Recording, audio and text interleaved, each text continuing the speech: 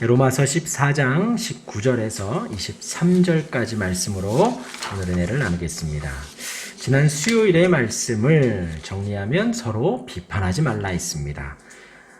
예수님의 예를 제가 들어드렸지요. 예수님께서 산상수훈 중에 하신 말씀이 내 눈 속에 있는 들보를 먼저 봐야지, 아주 큰 나무기둥과 같은 자신의 허물을 먼저 봐야지 다른 사람의 눈에 잘 보이지도 않는 티를 보지 말아야 한다라는 것입니다. 비판 자체를 하지 말라는 거예요. 그리고 혹 비판하고 판단해야 할 위치에 있다면 먼저 자신을 돌아보며 아주 조심스럽게 말을 해야 된다라고 예수님도 말씀하셨고 사도 바울도 이야기를 했습니다. 또한 두 번째는 하나님의 나라를 쫓아서 살아가라 했습니다.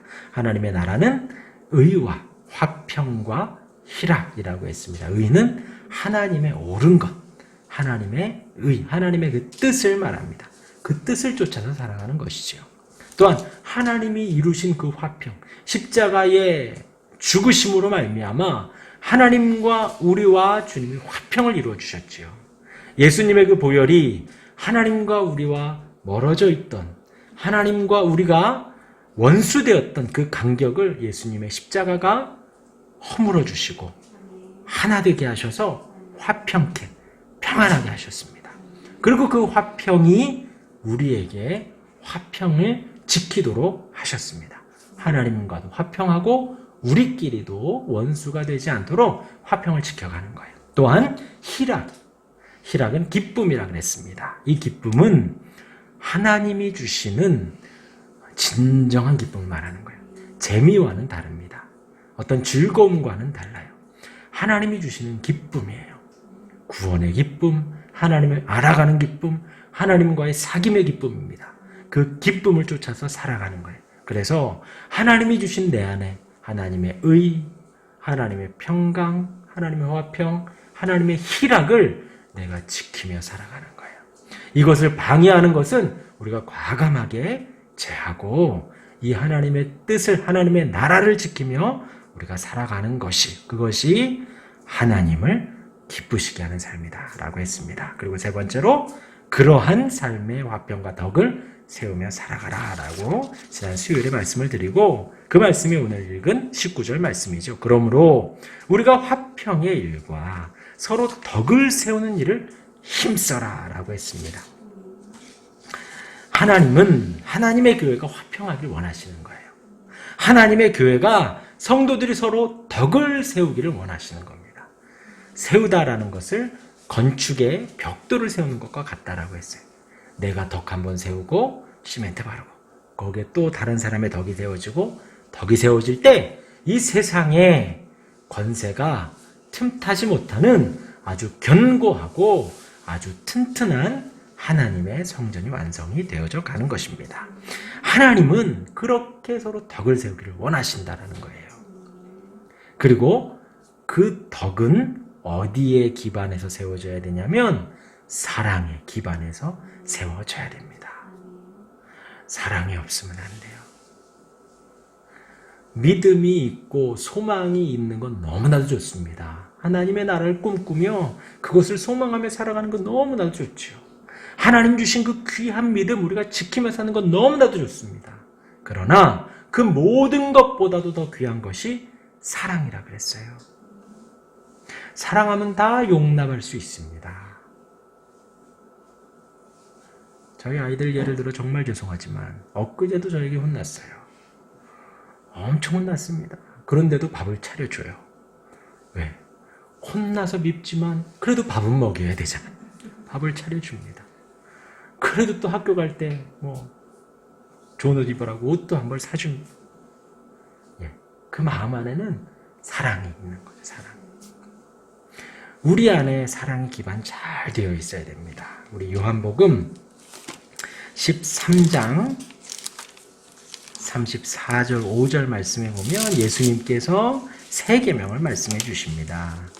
요한복음 13장 신약 170페이지 요한복음 13장 34절과 35절 신약 171페이지 제 걸로는 신약 171페이지 요한복음 13장 34, 35절 말씀 우리 같이 읽겠습니다.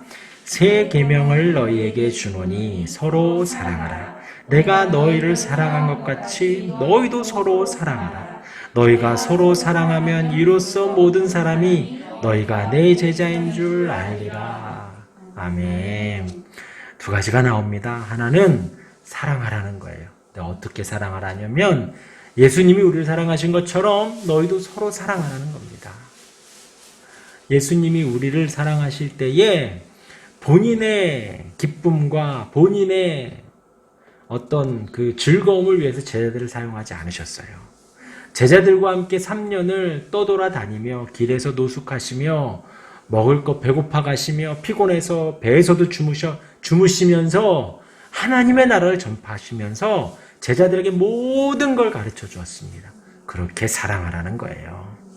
내가 너의 스승이니까 너 나를 섬겨라. 너 나한테 잘해라. 그러지 않으셨습니다. 직접 종이 하는 것처럼 허리에 수건을 두르고 제자들의 발을 씻겨줬어요.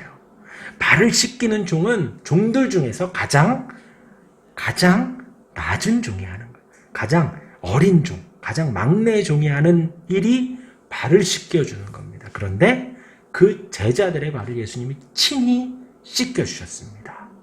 그렇게 사랑하라는 거예요. 그렇게 제자들을 사랑하고 섬기면서도 예수님이 주변 사람들한테 칭찬을 받았나? 손가락질 받았지요. 저 귀신의 왕이다. 귀신이라는 소리 들었지요.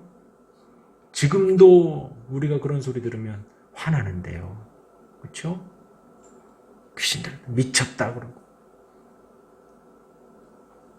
미쳤다는 누가 그랬냐면 예수님의 가족들이 그랬어요. 가족들이. 예수님에 대해서 모를 때 엄마와 동생들이 와서 미쳤다 그랬어요. 그런 모욕을 다 참아가며 제자들을 3년 동안 가르치며 키웠습니다. 그렇게 내가 너희를 사랑한 것 같이. 그리고 그 사랑의 완성은 십자가로 완성됐지요. 십자가 가룟 유다가 배신하고 예수님을 팔았을 때 그 다른 제자들도 꼭 바닥에다가 우리가 공깃돌을 탁 던지면 쫙 퍼지잖아요. 그렇듯이 제자들이 어느 순간 3년 동안 그렇게 쫓아다니던 제자들이 군인들이 오니까 칼 들고 오니까 몰려오니까 잡으러 오니까 어느 순간 샥 사라집니다. 그렇게 배신했었어도 예수님은 결코 제자들을 욕하지 않았죠.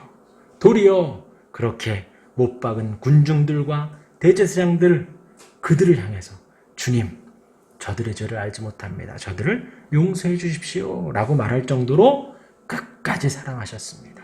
십자가에 죽으시기까지 사랑하셨죠. 그렇게 너희도 서로 사랑하라는 거예요. 그렇게 너희도 서로 사랑하라. 내가 너희를 사랑한 것 같이 너희도 서로 사랑하라. 그러면서 35절 말씀이 너희가 그렇게 서로 사랑하면 이로써 모든 사람이 너희가 내 제자인 줄 알 것이다. 다른 거 할 필요가 없다는 거예요. 어떤 거 할 필요가 없어요. 그냥 우리가 서로 사랑하면 됩니다. 누구처럼? 예수님처럼 사랑하면 모든 사람이 우리가 주님의 제자인 줄 알 것이다 라고 말씀을 하셨습니다. 우리 다시 본문으로 돌아와서요. 우리 14장 19절 말씀에 우리가 화평의 일과 서로 덕을 세우는 일을 힘쓰나니 라고 했습니다. 그리고 나서 20절 21절 말씀에 음식으로 말미암아 하나님의 사업을 무너지게 하지 말라. 만물이 다 깨끗하되 거리낌으로 먹는 사람에게는 악한 것이니라 라고 했습니다. 여기에서 하나님의 사업이라고 하면 무엇일까?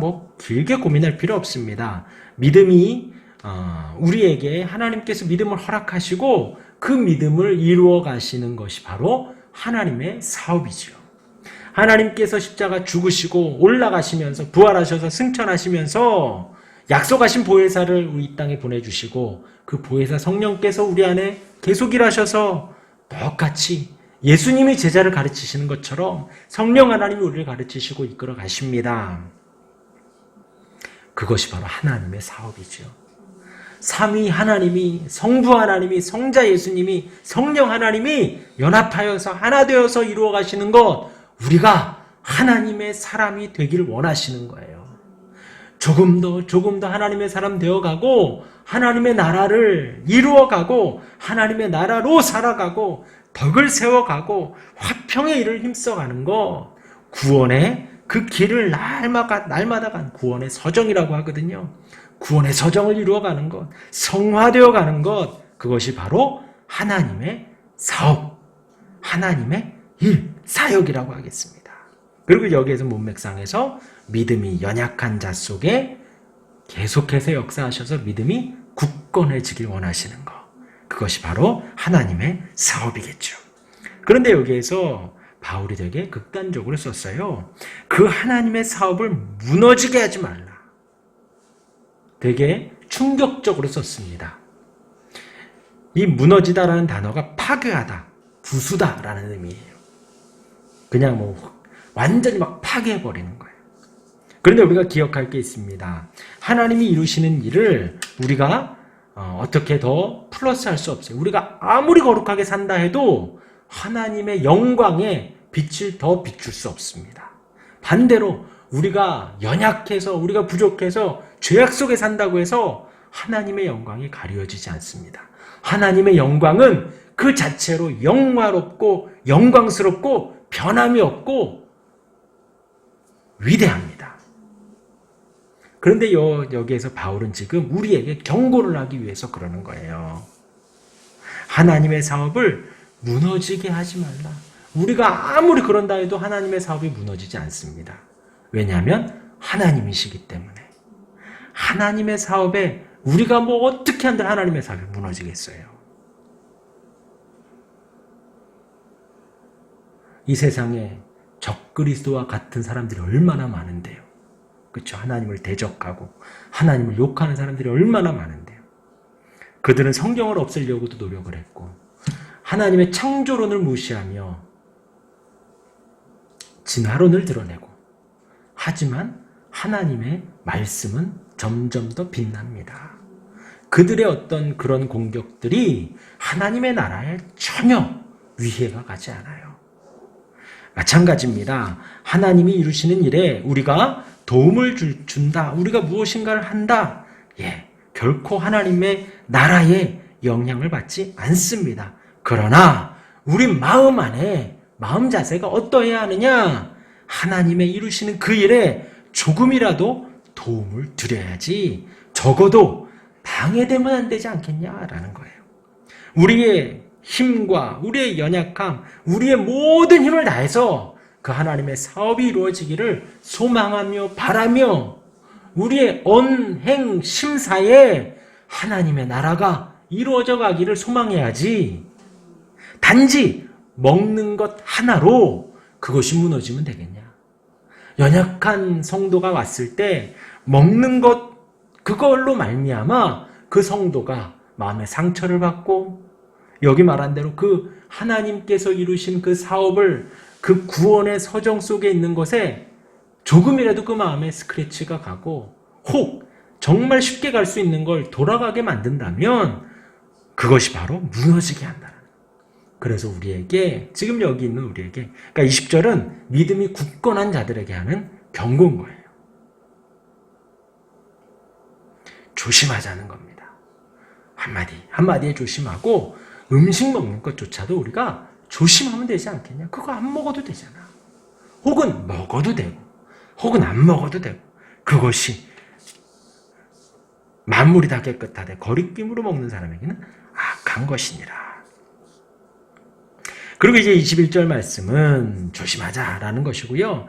21절 말씀은 고기도 먹지 아니하고 포도주도 마시지 아니하고 무엇이든지 내 형제로 거리끼게 하는 일을 아니함이 아름다우니라. 아무것도 그냥 안 먹고 풀 먹고 물 마셔도 되잖아.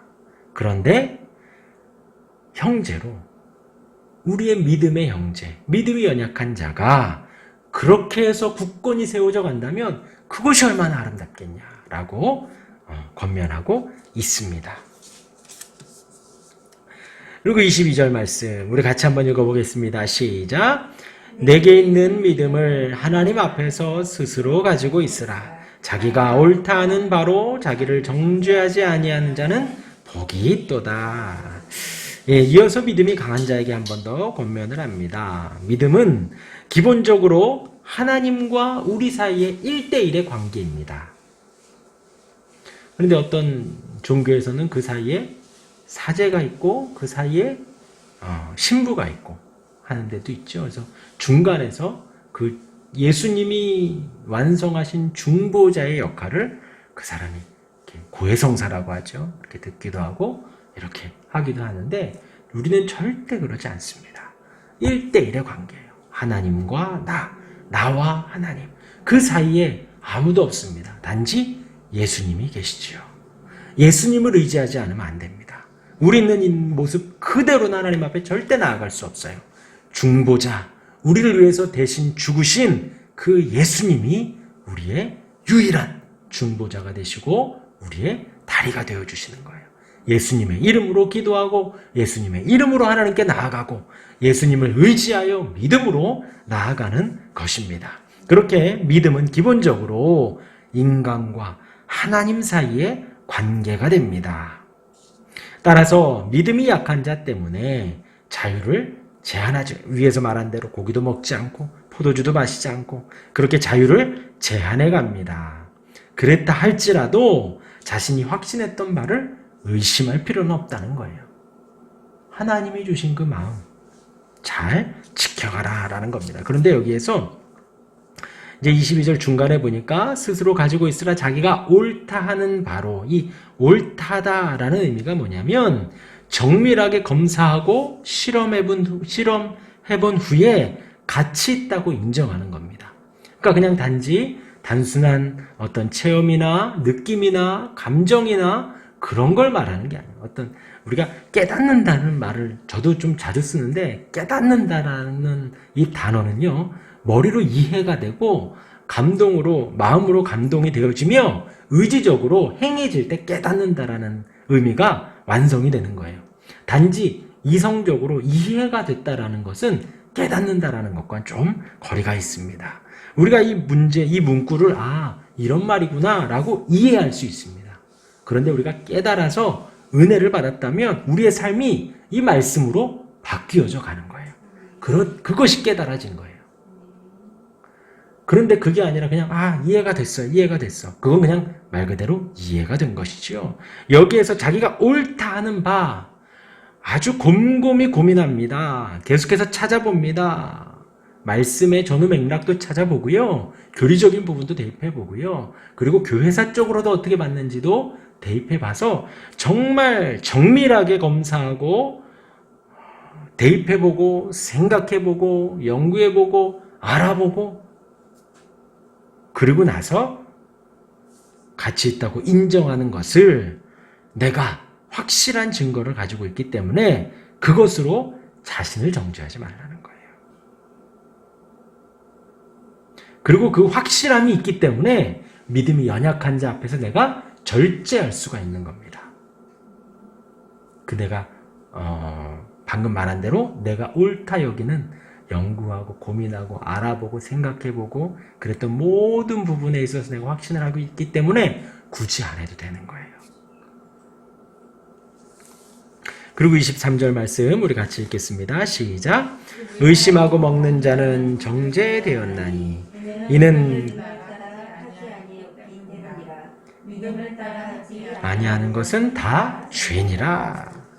믿음이 연약한 자에게 하는 권면입니다. 의심하고 먹는 자는 정죄되었나니. 왜 이런 말을 쓰냐면 믿음이 연약한 자는 지난번 말씀드린 대로 이방에서 이제 넘어온 그리스도인들입니다. 그 이방인들은 이방 제단에 올렸던 고기들이 시장에 유통되는 것을 보고 그 고기를 먹지 않아요.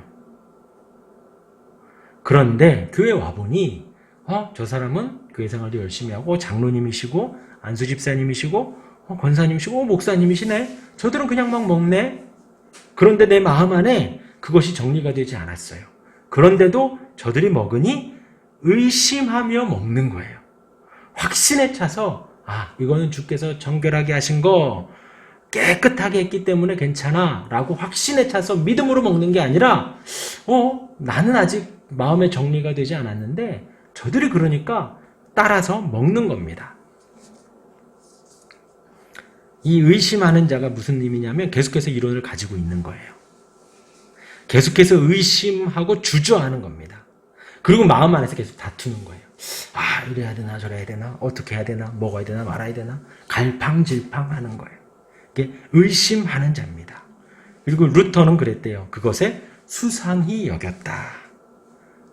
먹어도 될까? 먹어도 될까? 얘 몸이 좋은가? 수상히 여겼답니다. 확신 없이 믿음이 강한 것처럼 보이려고 나도 저분처럼 좀 강한 것처럼 보여야지 하고 아무렇지도 않게 먹는 거예요. 근데 마음속에서는 계속 다투고 있는 거예요. 수상히 여기는 거예요. 이걸 우리 지난주 수요일에도 했는데 두 글자로 뭐라 그러죠? 외식, 가식, 위선이라고 하는 거예요. 나는 믿음이 강한 것 같아. 믿음이 좋은 것 같아. 라고 하지만 마음 안에서는 계속해서 갈팡질팡 하는 겁니다. 두려움을 두 마음을 품는 거예요. 이에 대해서 바람에 밀려 요동하는 바다 물결과도 같다라고 했어요. 바다 물결과 마음이 그렇다는 거예요. 이리저리 파도가 치는 거예요. 23절은 뭐예요? 믿음을 갖지 않고 하는 것이 바로 죄라는 것입니다. 반대로 우리는 모든 행사에 무엇으로 행해야 된다? 믿음으로 행해야 된다는 거예요. 단순히 우리가 먹는 것도 믿음으로 먹어야죠. 단지 우리 배불리려고 먹는 게 아니에요. 단지 우리 살려고 먹는 게 아니라 믿음으로 먹는 겁니다. 하나님의 성전을 건강하게 하고 내가 이것을 먹고 하나님의 나라를 위해서 내가 힘써야지라는 믿음으로. 그 믿음이 어떤 믿음이냐? 히브리서 11장 6절 말씀을 제가 읽어드리겠습니다. 11장 6절 말씀, 신약 365페이지 11장 6절 말씀 제가 읽어드리겠습니다. 믿음이 없이는 하나님을 기쁘시게 하지 못하나니 하나님께 나아가는 자는 반드시 그가 계신 것과 또한 그가 자기를 찾는 자들에게 상 주시는 이심을 믿어야 할지니라. 믿음이 바로 이거라는 거예요. 믿음은 뭐냐? 하나님이 살아계시다라고. 하나님이 살아계십니다. 하나님께 나아가는 자는 하나님이 기뻐하시고 하나님을 찾는 자들에게 상 주시는. 우리가 밥 먹을 때도 하나님을 찾고요. 일을 할 때도 하나님을 찾고요. 모든 일에 하나님을 찾습니다. 그것이 바로 믿음이에요. 어린아이들이 지금도 그러죠. 우리가 가다가 내 앞으로 바퀴벌레 지나가고 내 앞으로 쥐새끼 지나가면 뭐라 그래요? 엄마야. 그 순간 하나님을 찾는 거예요. 그래서 믿음 좋으신 분은 주님, 주여, 주여, 주여. 주님을 찾는 거예요. 주님을 찾는 거예요. 우리의 범사에, 우리의 모든 행동에 살아계신 하나님을 찾고 하나님을 찾는 자들에게 상 주시는 일을 믿으며 우리가 나아가는 것입니다. 교회 나오는 것도 그렇고 기도하는 것도 그렇고 성경을 보는 것도 그렇고요.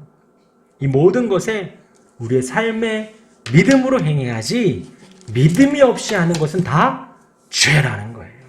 다 죄. 그래서 정리하면 그렇습니다. 말씀드린 대로 사랑 안에서 모든 걸 행해야 돼요. 음식 먹는 거 중요하지 않다는 거죠. 믿음 없는 자를 배려하고 사랑으로 섬길 때 우리가 제자가 된다 그랬습니다. 그러한데 이 교회 안에는 믿음이 강한 자, 믿음이 약한 자, 이제 믿음 막 시작한 사람 아주 다양한 사람들이 있어요. 어떻게 우리가 행해야 되느냐? 성도 개인이 하나님의 뜻에 합당하도록 날마다 개인이 하나님 앞에 합당하도록 날마다 각성하고 조심하고 우리 말로는 우리가 개혁해야 되는 거예요. 마음 안에 말씀으로 날마다 개혁해 가야 되는 거예요. 성숙한 성도는 연약한 형제를 사랑과 인내의 태도로 대해야 됩니다. 사랑과 인내로 참아주는 거예요. 저 사람의 저런 행동을 참아주고 그의 믿음이 자라도록 도와줘야 됩니다. 중요한 건 교만하거나 업신여기면 안 됩니다. 또 믿음이 연약한 성도는 자기보다 성숙한 믿음을 가진 성도를 본받아 예수 그리스도의 은혜와 하나님을 아는 지식 가운데 성장하도록 노력해야 됩니다. 다 그런 마음을 늘 가지고 있어야 돼요. 아, 저분이 나보다 낫다. 내가 어떤 걸 배워가야 할까? 그러니까 그래서 저분까지 자라가는 게 아니라 그리스도까지 자라가도록 우리가 늘 노력을 해가는 거예요. 마지막으로 빌립보서 2장 1절에서 5절 말씀 읽고 마치도록 하겠습니다. 빌립보서 2장 어떤 마음을 가져야 하는가? 2장 1절에서 5절까지 우리 같이 읽어보겠습니다. 신약 319페이지 빌립보서 2장 1절에서 5절까지 말씀 우리 한번 천천히 읽어보겠습니다. 시작.